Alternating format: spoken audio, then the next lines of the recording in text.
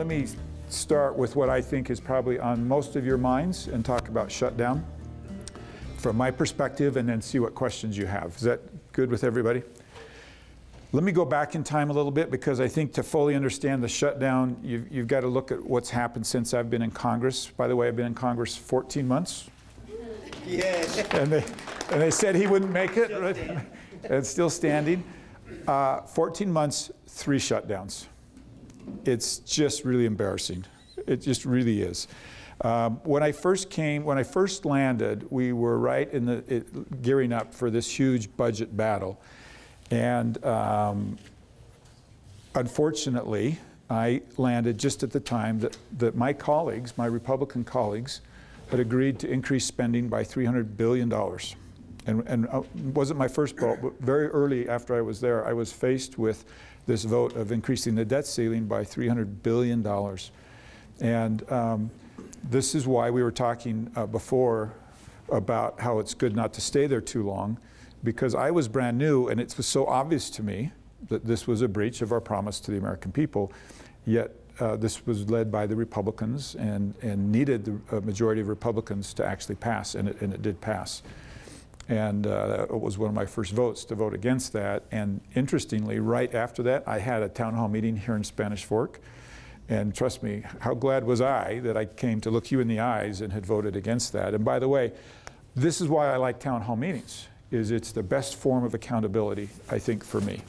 Elections are a big form of accountability, but to cast a vote back there and then come back and look all of you in the eye is, to me, is extreme accountability. Well, we went through some shutdowns through that, and what had happened when I landed there is the House of Representatives had actually done their job, and let me tell you what I mean by that. There are 12 appropriation bills. The House had passed 12 appropriation bills. That's the way it's supposed to work. Sent them over to the Senate, and this is last year's budget, not this year's budget. The Senate didn't vote on one of them. Didn't debate them and didn't vote on them. That's why we get into these shutdown situations, is because of these 12 bills that are not matured and passed. Now, for those of you that are discouraged, I've got some good news. This year, the House passed them again. Senate actually picked up and voted on 7 of them and approved 7 of them, 7 of the 12. That's why this was a partial, you kept hearing the press call this a partial government shutdown. That's why. And the majority of the spending was actually all solidified. Military and some other things. That's good news, bad news. It's good news in the sense that it didn't impact all of government. It's bad news that it's one of the reasons the shutdown lasted so long, is because it was not as impactful. It was a select group if that was impacted by it. And so this year we had 7 of those passed.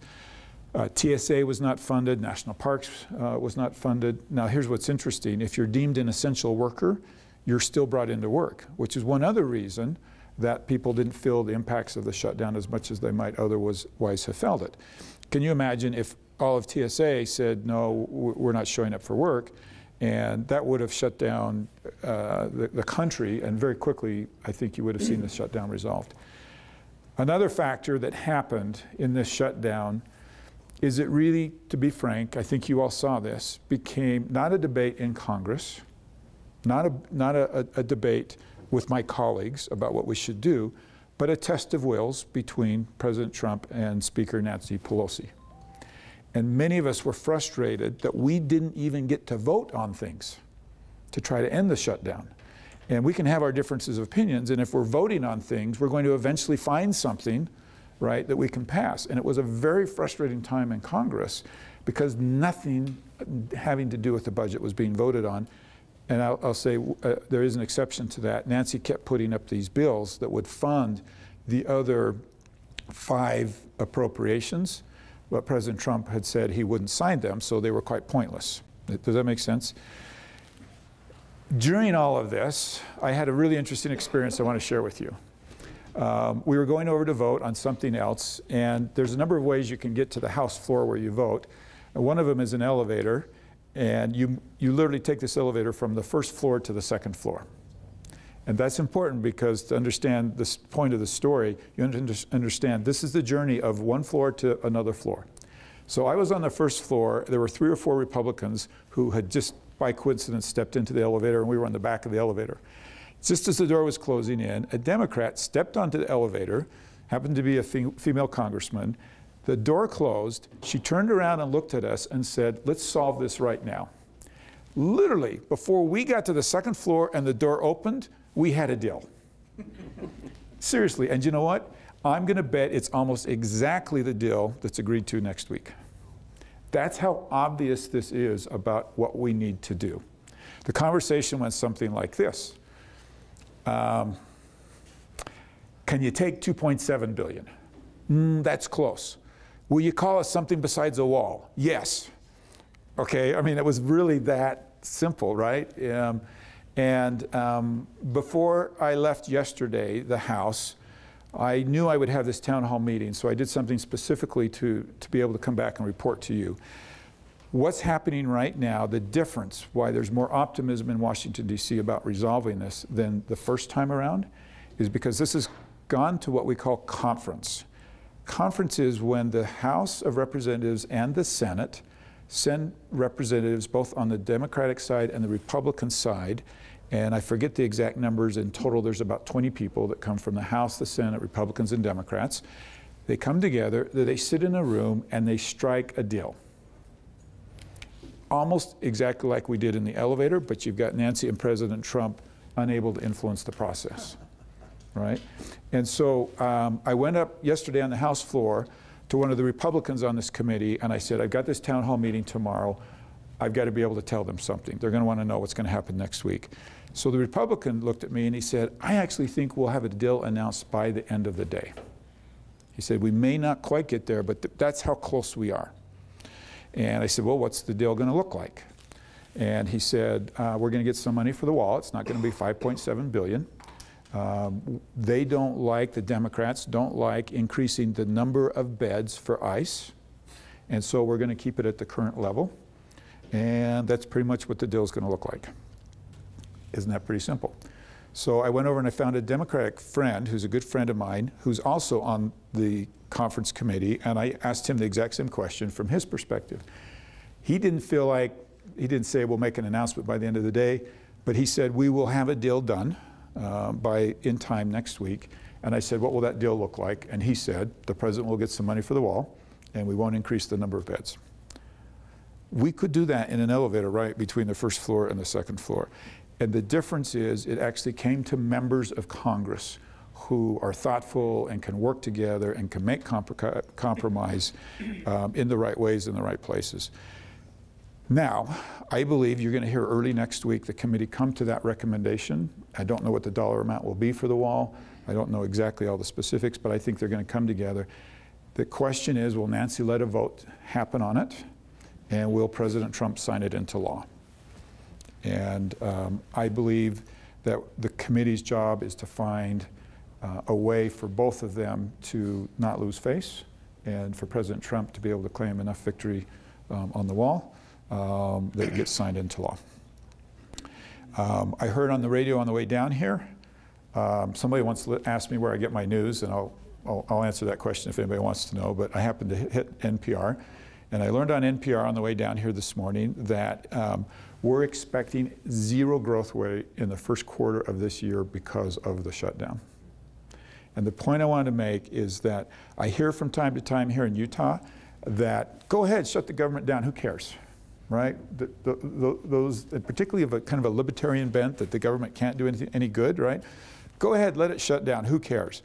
Well, who cares should be all of us. Imagine the hit to the deficit with a 0 growth rate in the first quarter, right? Just imagine the hit just in that alone. The other thing that was just really unfortunate in the shutdown is you've got these federal workers who have no say in how we solve this. And why are we picking on them? We should pick on Congress, right? I mean, Congress should have been the ones not being paid, right, during that time. By the way, I want you to know that I introduced a bill, it's called No Work, No Pay, which is in a shutdown, Congress doesn't get paid. It was a lot of fun to introduce that bill. Thank you. How common sense is that, right?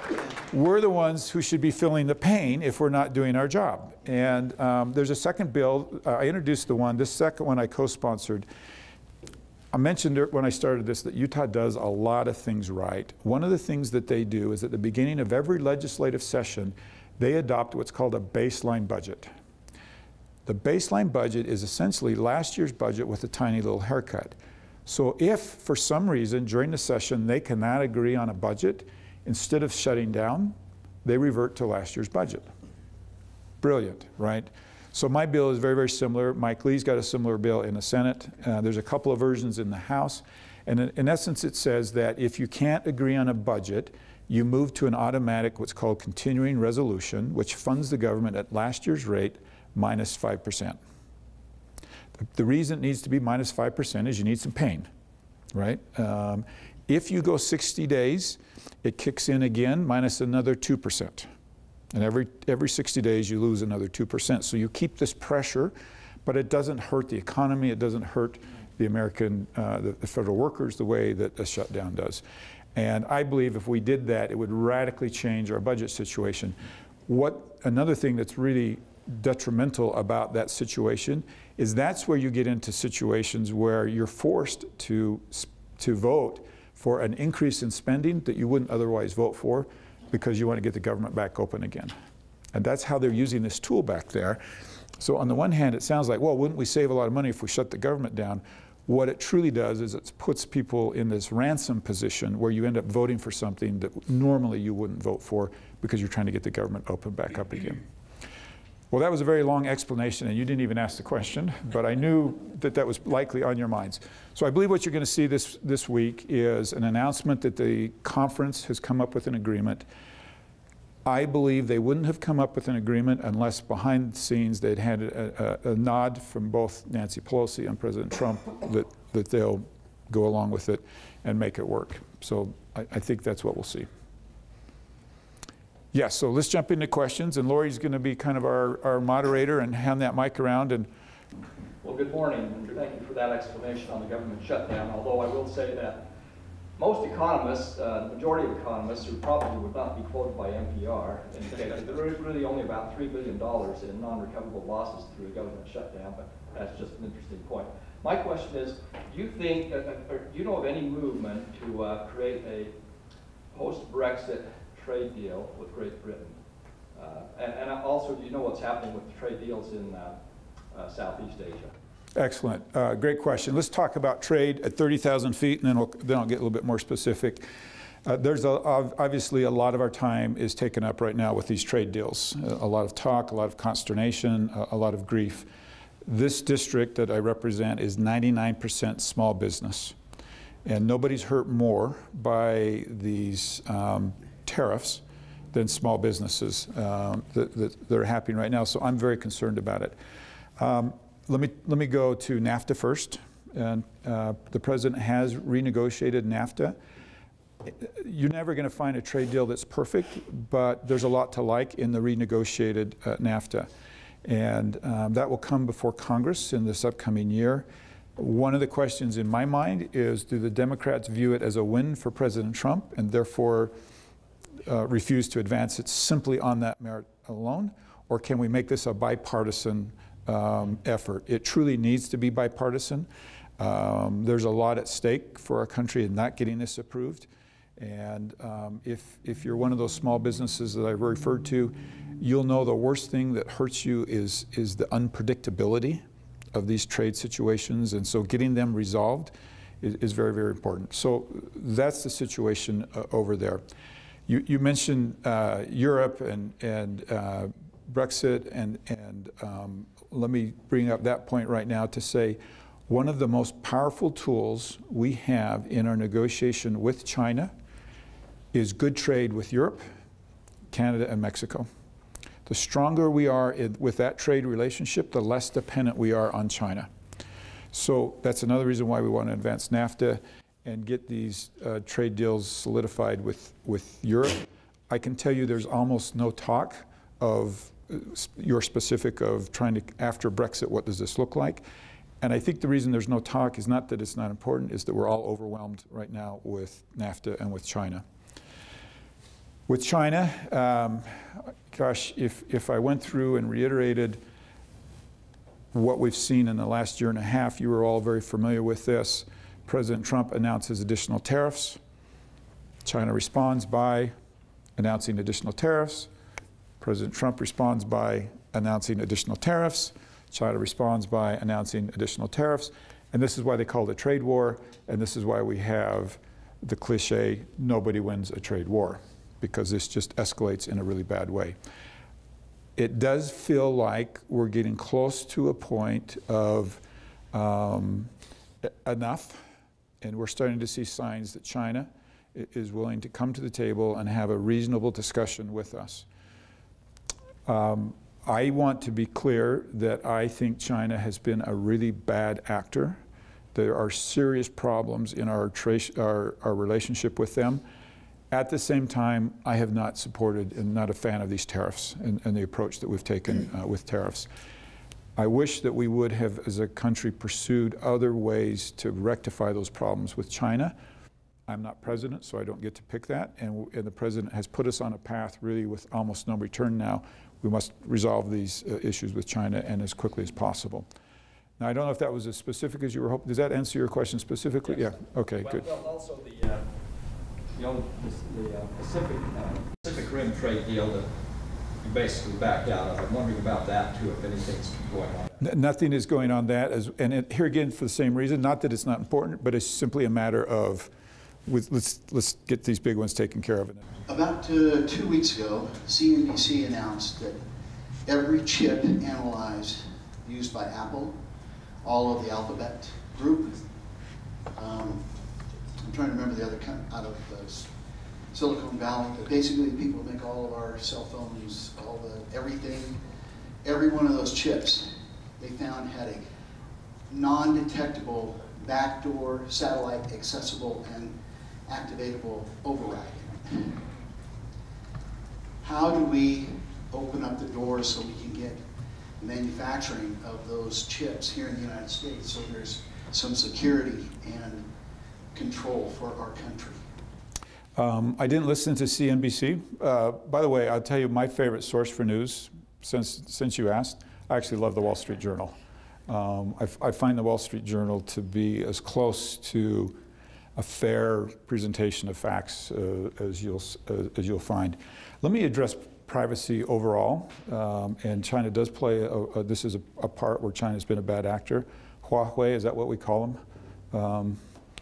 It's funny, I have a hard time saying the name of the company because I lived in Taiwan, I learned Mandarin, and it doesn't sound, they don't use the Mandarin at all for the name of the company.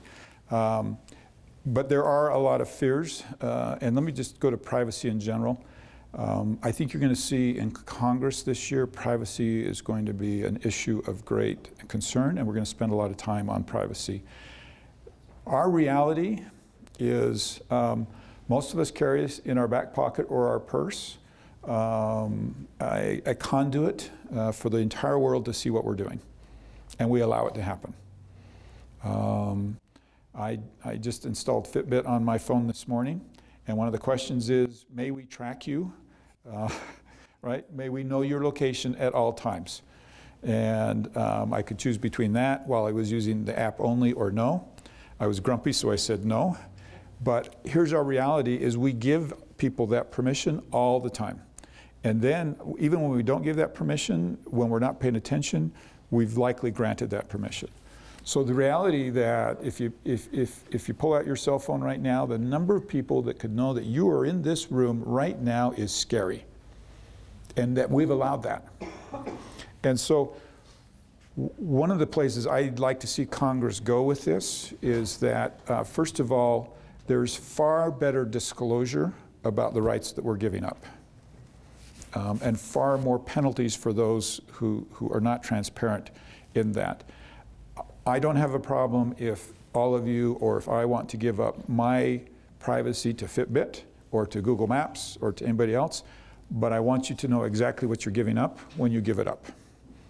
And that's my hope, is that's where Congress will go with that. That's a very important thing. I'm glad you brought that up. But I was really referring to the practical situation where they make all the transformers. So every transformer could be activated and shut down. Every solar panel, everything by nefarious means.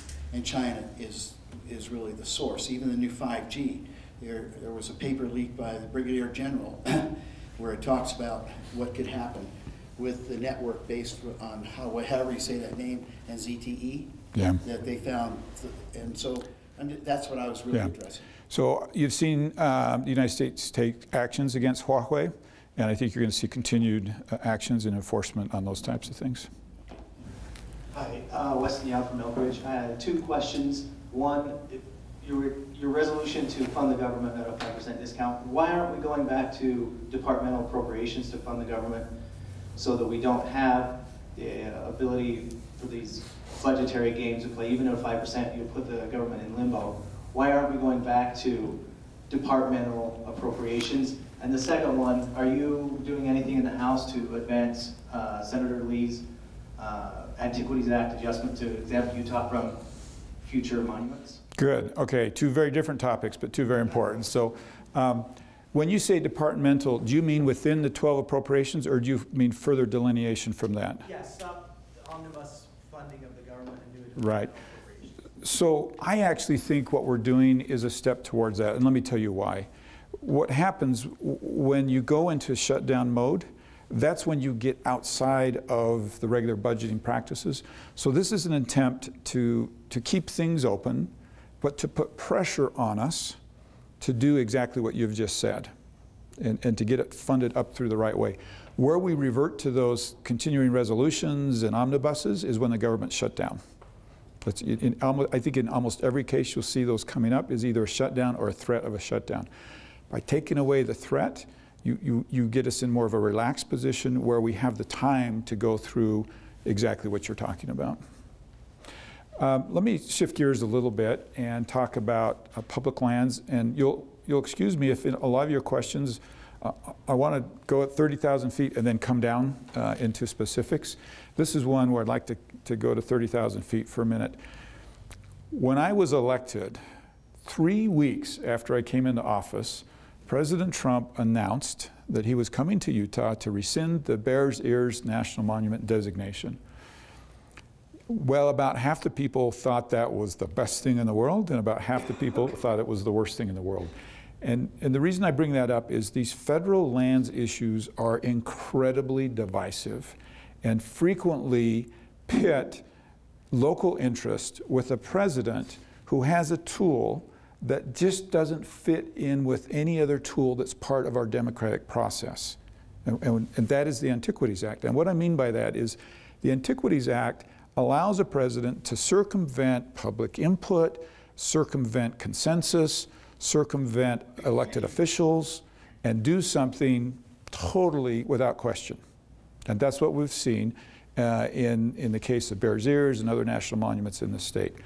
So I do believe that there was a time in our country's history where the Antiquities Act was appropriate and used in some pretty good cases. But in today's world, it's very, very different. There are no undiscovered parts of our country that a president needs to move quickly to protect, as they did many, many, many years ago. So Senator Lee and others have been very aggressive about antiquities legislation that would remove Utah from the Antiquities Act or protect us in some way. The easiest way is actually to remove us. I've co-sponsored a House version of that bill. The Utah delegation is 100% lockstep on this. That doesn't mean we don't want to preserve and protect beautiful parts of Utah. It simply means we don't want to do it under the threat of a gun pointed to our heads with no negotiating ability. And so sometimes you're branded as, well, you just don't like the environment if you don't like the Antiquities Act, and it's just not true. It's the process that we don't like.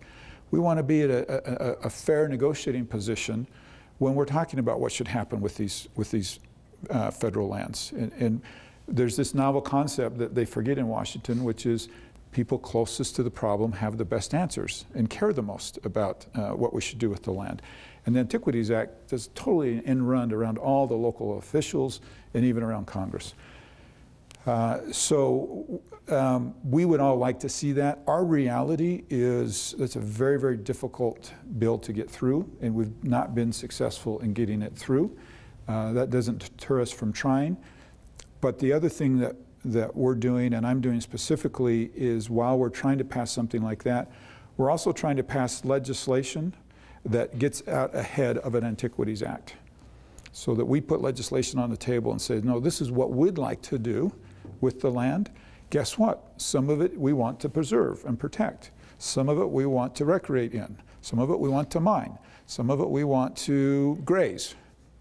And I've heard Kevin Stratton say this, we need an abundance mentality.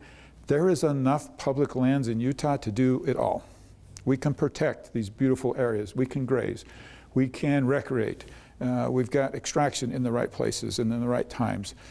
And by putting forth legislation, we get to name all of those things and work with the stakeholders to find all those right answers, instead of having a president come in and just say, boom, this is the way it is. I don't care about anybody's opinion, this is the way it is. We just passed through the House this week one of the largest public lands bills in the state's history. It is 1 million acres, and it's in Emery County. How many of you are familiar with the San Rafael Swell? It's a beautiful area of our state, somewhat undiscovered, much like Bears Ears was. And there, for decades, they've been trying to work to get ahead of an Antiquities Act designation because they feel it coming into their area.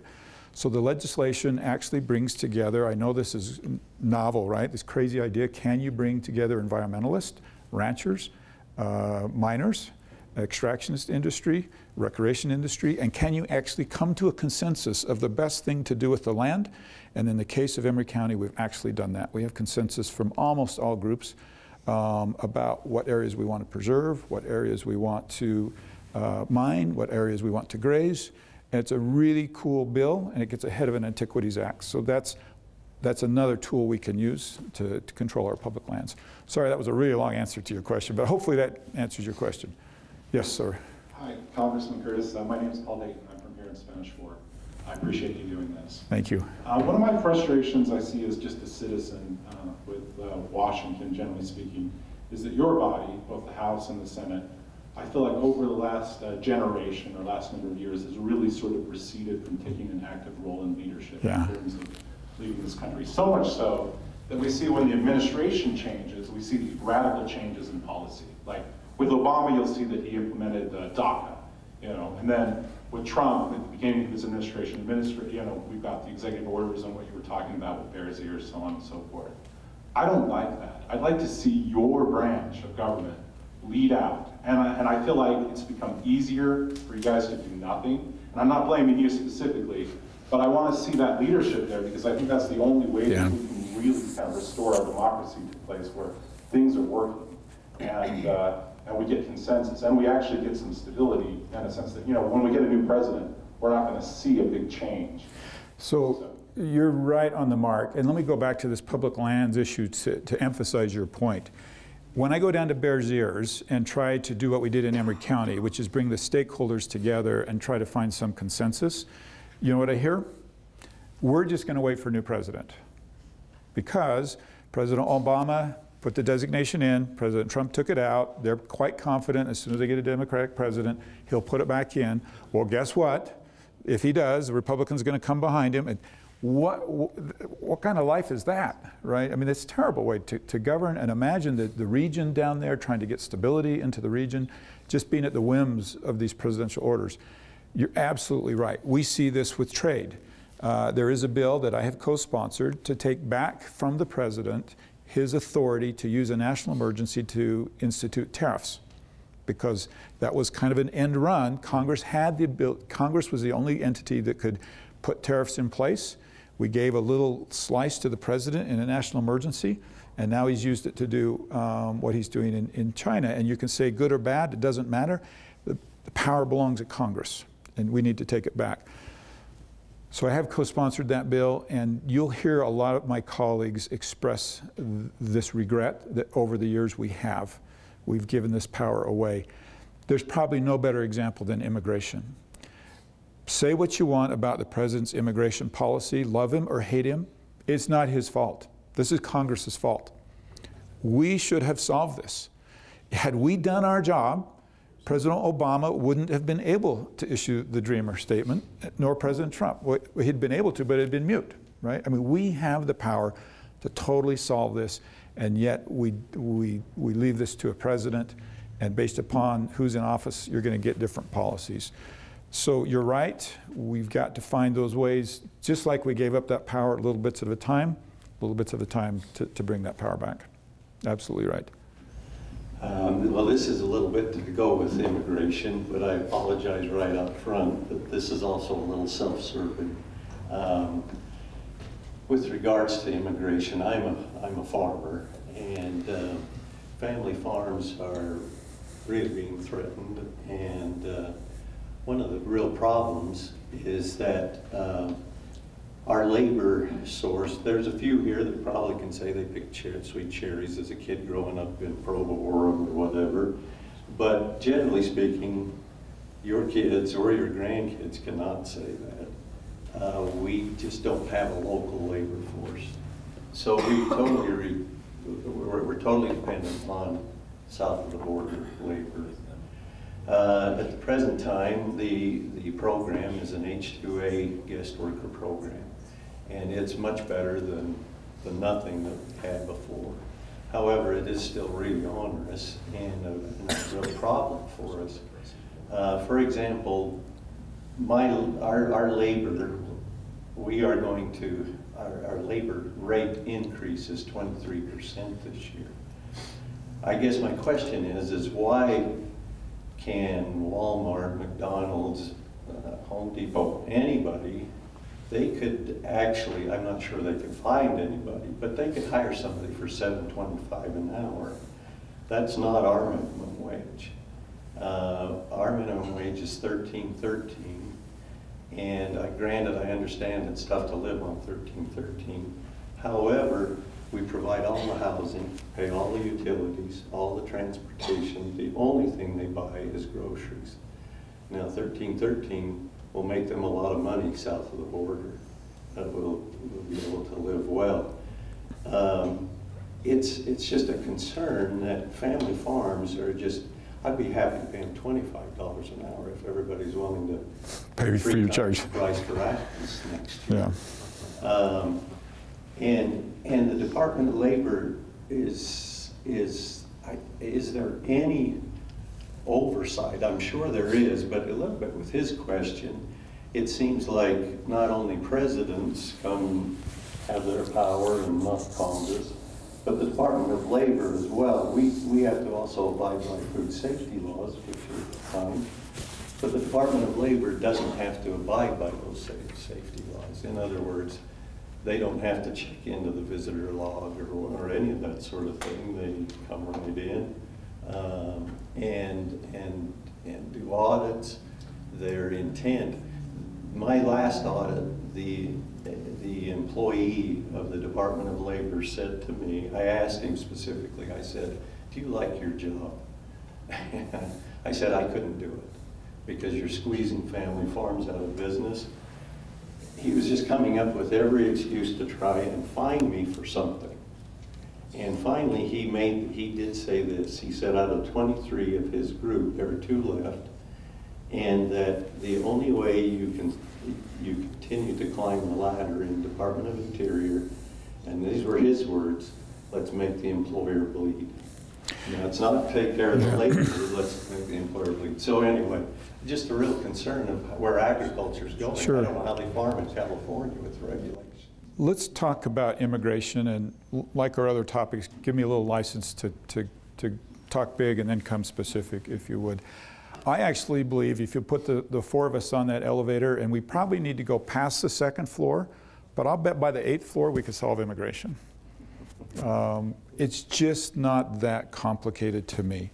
Let me try to simplify it in my mind for all of you and see if you think I'm crazy. Let's start with this issue right here. We have in Utah genuine needs that cannot be met any other way. And it's not just agriculture, it's recreation, it's hospitality. There's a number of industries, lawn care, where our kids, and we just won't do these jobs. I think we acknowledge that, right? And yet, we have a host of people who are willing to obey the law, come legally, pay taxes, contribute in their communities, and fill these jobs. The fact that we cannot take that need and that resource and combine them together is embarrassing. It really is. It gets complicated because of so many agendas in the immigration debate. Right now, dreamers. I'm just saying, what's been really interesting to me in the shutdown is the Democrats could have asked for about anything they wanted from President Trump to get his $5.7 billion, and they didn't. They could have asked to resolve dreamers. And if they'd given him 5.7, I think he would have resolved dreamers. They could have asked for temporary protection status. They could have asked for a lot of things. And the reason I bring that up is there's a real suspicion, and I'm not just going to blame the Democrats, this is Republicans as well, that politicians do not want to solve immigration. Yeah. It's in their best interest to have this problem go on. Isn't that unfortunate? It's really sad. I think one of my biggest disappointments in going to Congress in 14 months is that we haven't been able to make even small progress on immigration. Things like this. How can we not solve this, right? It's so simple. It's right in front of us. Border security, come on, this is really, really simple. Democrats, you've agreed to what we're asking for, right? And President Trump's willing to do things that they want, increase border agents, humanitarian aid, right? I mean, this is just, it's just not that complicated, and yet these agendas get in the way. What are the agendas? Let me throw it out on the table. This concept of I can't think of the word, pardon? No. It's where you don't, I've got this mental block. No, it's the power in opposing? I'll think of it. Let me get off topic and then I'll think of it. It's not asylum, it's Amnesty. amnesty. Thank you. Why could that word just was not coming to my mind? Amnesty. We would have solved a high percentage of these problems last fall, but there's an agenda that just will not concede that amnesty in any form is acceptable. We had a deal on the table with all the groups. We brought it to the vote. The night before the vote, they wigged out, said, no, that's amnesty, and they wouldn't vote for it. I don't get amnesty, by the way. Anybody that wants to stay after and can explain it to me, if you look up amnesty in the dictionary, it is political asylum. That's what amnesty is. How many of you have been pulled over for speeding, and the officer said to you, all right, ma'am, sir, you were going 79, but I'm only going to write it for 70. Okay, that is amnesty. That's right. Anything less than fully enforcing the law is amnesty. Amnesty is part of our culture. But like the wall, the word has become toxic. That's the problem with the word the wall. President Trump, in order to get any money for a barrier, has had to yield on the word, not the intent. And I think that those are the types of agendas that I'm talking about. How many of you, if you got pulled over for that same speeding ticket and had kids in the back of your car, would have a problem if the officer said to you, I'm going to give them a ticket too? Because they were in the car and the car was going 79 miles an hour, therefore they get a ticket. That's the law. That's the situation for the dreamers. They were in the back of the car. And yet we want to hold them accountable for their parents' actions. It's tough. Yes, wait, I got to go with Lori in the mic. Yeah, you're next. Okay, you've been alluding to the problem. Let's look at a 30,000-foot level. Congress would rather use an issue than solve a problem. They can leverage a problem or an issue into funding and conflict and just negotiating. If they solve it, that power goes away. So there is a vested interest in not solving problems like the immigration and so forth. And we can all see that, you know, the few $1 billion that Trump was asking for is just a drop in the bucket. It's nothing. I mean, it's less than pocket change in the overall budget. We just gave $8 billion to disaster relief. Yeah. So it's all just a manipulation game to rally the troops, so to speak, in their party or whatever, to generate funds and just manipulate the public. What can be done in Congress to help resolve some of these problems, these systemic problems in Congress, and the games that they play, and help us to solve problems instead of manipulate and use issues? Along those lines, I heard that Congress has a 13% approval rating. The bottom line is we're not holding Congress accountable. And I think we should pass a law that everybody has to do town hall meetings, right? Representative John Dingell just passed away. He was a Democrat. He served for, it was either 56 or 58 years. Everybody loves their congressman, so they get reelected, and then they come together and act like idiots, right, together. And we've got to figure out a way to hold them accountable when they are not solving these problems. And until we do that at the ballot box, I think it will continue. Yes, good morning, Representative. Good morning. I appreciate your effort being here and meeting with us. My name is Ron Thomas. I'm from Woodland Hills. I just spent the last 4 years working out of DC. My office was down on New York and 12th. I'm sorry? Yeah, I know. Yeah, you should be. Especially under the administration I had to work under. But one good thing about the shutdown, the metro's a lot nicer. It's crazy otherwise. But I come from a real dying industry, the mining industry. Yes.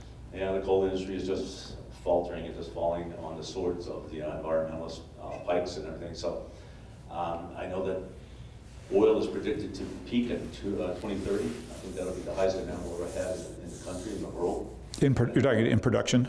And then after no demand. Demand, okay. Production-wise, we're doing really well. Yes, we are. Oil, natural gas, I mean, we're the leaders, and that's what had all the transitions from coal-fired plants and natural gas plants, which you don't go back again to coal-fired ones and natural gas, you're there. So you're kind of that dictates of the cost of natural gas. But in the future, everybody's talking about all this stuff. There's electric cars, these hybrid cars, all these electric things that are going to solve the problem. But they don't understand that the nuts and bolts of it all is mining. You don't have enough copper now to meet the demands in 10 years that they predict for the hybrid cars and electric cars. It takes 3 times as much copper per electric car, 2 times as much for a hybrid car. So I was just wondering what the Congress is looking at. For the energy runs this world, energy runs this country, and the economy. So, yeah, I'm glad this came up before we finished here today. So let's just talk for a minute about this Green Deal, right? A group of congressmen are suggesting that we should replace every building in the United States, that we should eliminate air traffic. What are some of the other things in there? It's just this. Gasoline engines. Gasoline, yeah. Fossil fuel, all gone.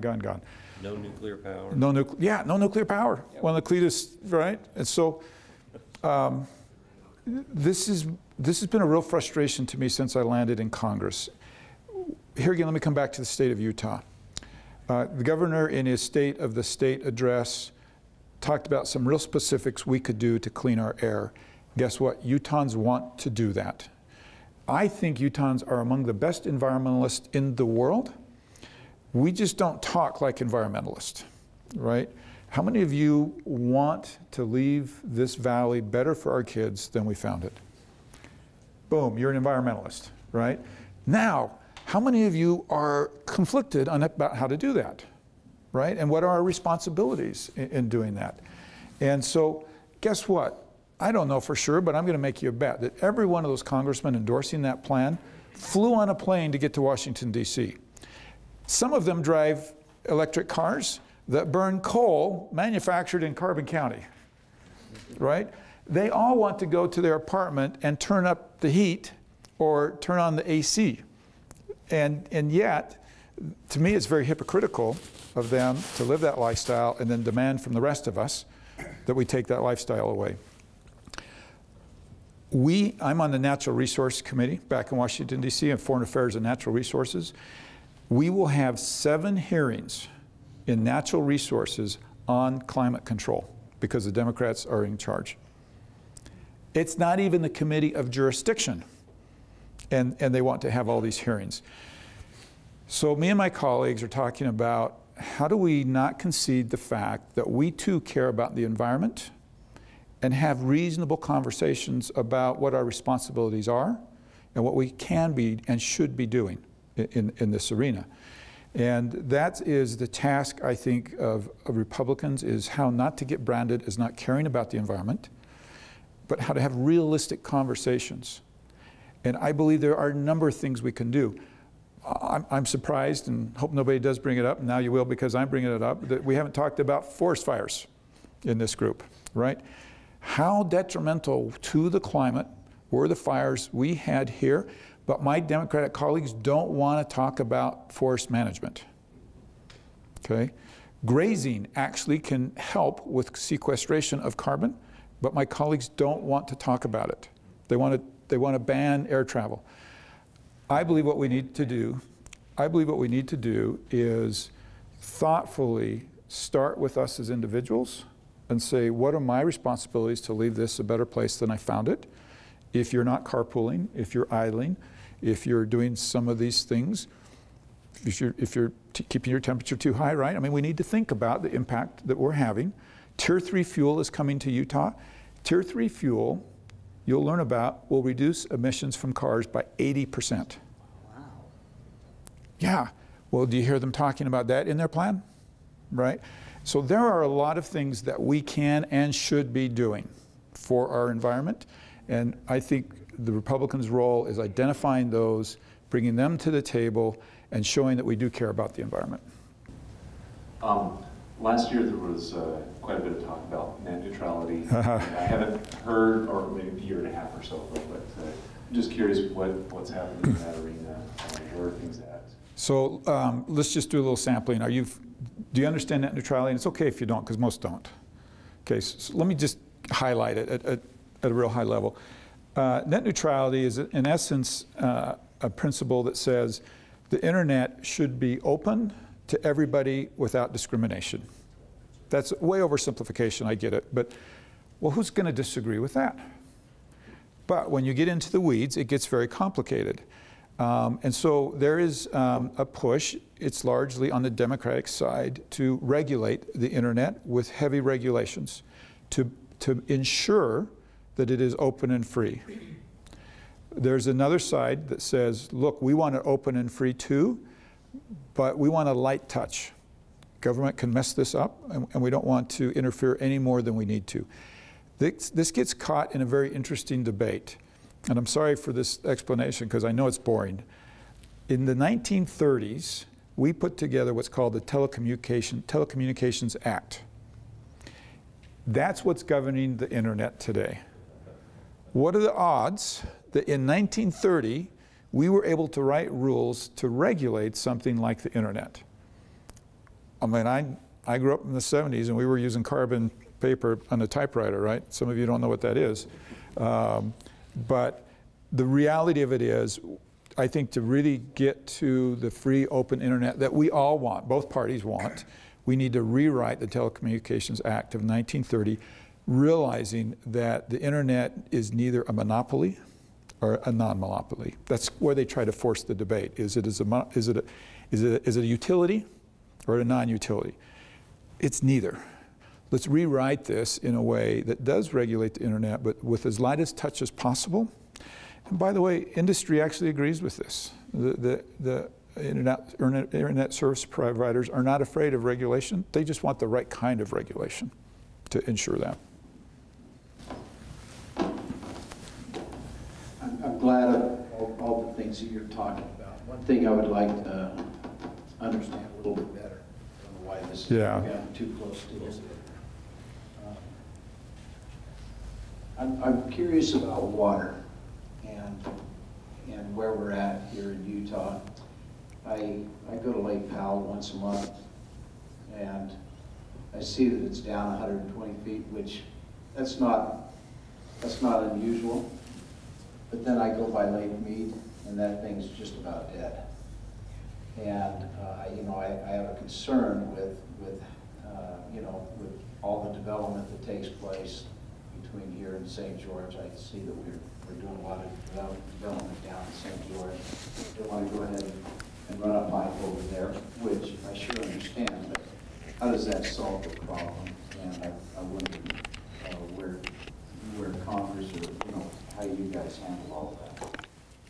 Let me put on my mayor hat first, because a lot of these actually are state and local issues. Right now, it would surprise most people to know that the number of water rights issued in the state far surpasses the amount of water that we have. And much of this starts and ends with proper and good zoning practices on a municipal level. You mentioned this building, and I don't know, anybody here from Lehigh? You got some serious issues in the amount of building and the available water that you've got out there. When I was mayor of Provo, it was all I could do not to put up a big billboard on the freeway that said, go ahead and work in Lehigh, but come use the bathroom in Provo. Right? Because Provo's been very responsible with their water rights, and is far more water rights than needs, but some of these cities don't. So we continue to build and build and build and build in areas that don't have water, or without taking it into consideration. We also have to layer into this the reality of global warming. And I hate the word global warming because it's so divisive.